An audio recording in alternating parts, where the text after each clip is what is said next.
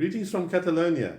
The Journal of Multivariate Analysis celebrates its 50th anniversary, and Carlos Cuadras and I had a lot of fun preparing our contribution to the special issue.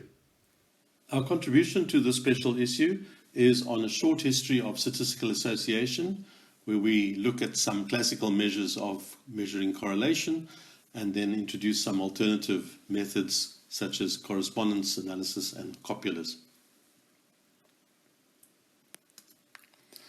The modern concept of correlation developed in the work of the French physicist Auguste Pravey and two English pioneers of statistics, Francis Galton and Carl Pearson. Throughout our paper, we use Galton's famous data set on heights of parents and their children in 205 families, with a total of 934 children. These data still provide some novelties and interesting comparisons between different methods. Galton realized that he had two populations, male and female, and to homogenize the data, he increased all the female heights by 8% and also created a single so-called mid-parent height, which was the average of the father's height and the mother's adjusted height. The result was quite good, as can be seen in the right-hand plot, where all child versus mid-parent heights appear as a single population. Based on a graphical argument, he estimated the correlation as about 0.5 and the slope of the relationship as about 2/3, and that was less than 1, which gave rise to the term regression from the expression regression to the mean. Interestingly, Galton's graphical reasoning is similar to one of the definitions of correspondence analysis, which we will touch on later. We computed the slope as 0.713 and the correlation is 0.497. Keeping parents' heights separated, the multiple correlation coefficient for the regression of daughters on parents is obtained as 0.518 and for sons as 0.488.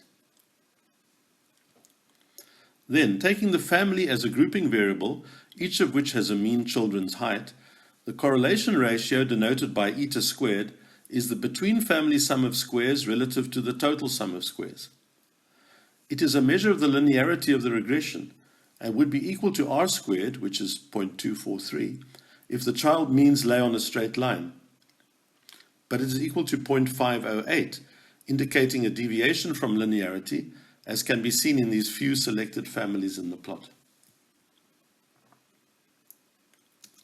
For a more flexible investigation of the modeled expected means, the generalized additive model shows a slight convexity in the relationship, which is reminiscent of this article in the American Statistician on a previously undiscovered nonlinearity in these data, which these authors call the Galton's bend.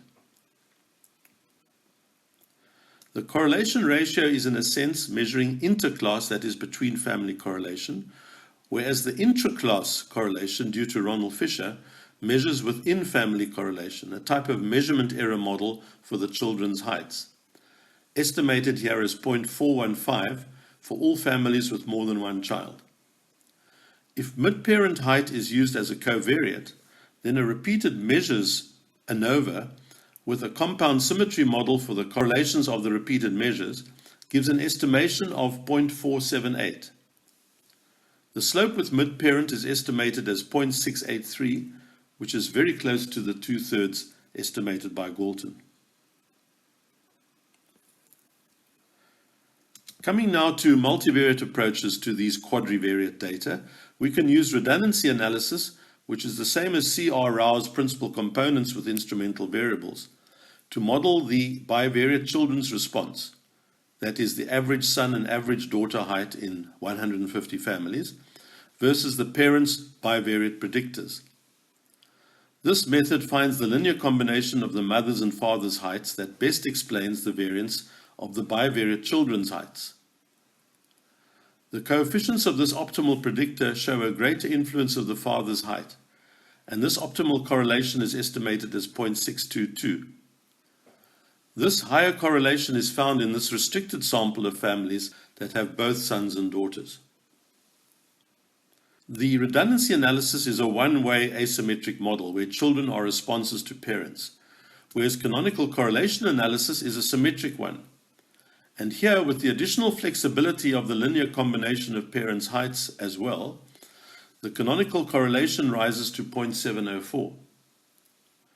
All the canonical correlations, 2 of them in the present case, can be incorporated into a measure of global association, calculated here as 0.497. Coincidentally, this is the same as the correlation we had right at the start, computed on the individual level data. Procrustes analysis provides another way of correlating bivariate children with bivariate parents in a symmetric way. The 2 bivariate configurations are fitted by least squares to each other by scaling and rotation, and the Procrustes correlation gives a value of 0.479.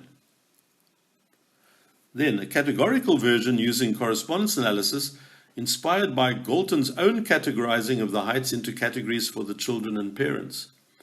Here you see a reproduction of Galton's contingency table. Correspondence analysis has many equivalent definitions, one being to correlate 2 categorical variables, in a similar way to canonical correlations, but performed on dummy variables for the categories. Correspondence analysis estimates an optimal correlation of 0.523, quite lower than the canonical correlation of 0.704, which is due to the discretizing of the data. Correspondence analysis, which is the analogy of principal component analysis, or PCA, it's the analogy for categorical data, is usually used to visualize in a planar projection the contingency table that associates 2 categorical variables. The strong association in Galton's contingency table comes out as a quadratic-like curve called the arch or Gutmann effect. The horizontal dimension maximizes the correlation between the 2 categorical variables, showing the midpoints of the age intervals in almost perfect sequence for both children and parents. More details about correspondence analysis and its multivariate generalization, which is called multiple correspondence analysis, or MCA, are given in the paper. A model-based correlation between 2 categorical variables is the Polycoric correlation. A bivariate normal distribution is discretized on both variables so that the integrated probabilities in the resultant 2-way table are as close as possible to those in the contingency table. An optimization problem is solved where the unknowns are the cut points and the correlation of the bivariate normal, and the Polycoric correlation for Galton's table is 0.470. Finally, correspondence analysis can be defined in a continuous version as a bivariate density with continuous marginals.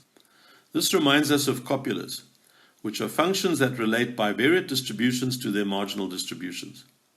Again, more details are given in the paper, and here we just report some results. The copula that best fits the Galton data using the Vine copula package in R turns out to be the Joe Clayton BBV7 copula. Notice that the copula and its marginal distributions are defined in the unit cube. This copula model estimates the correlation as 0.56.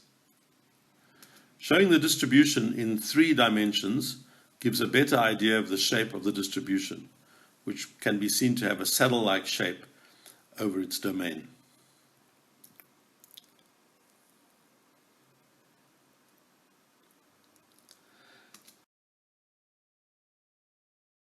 Here's a quick summary of all the different measures of correlation on Galton's data studied in our paper.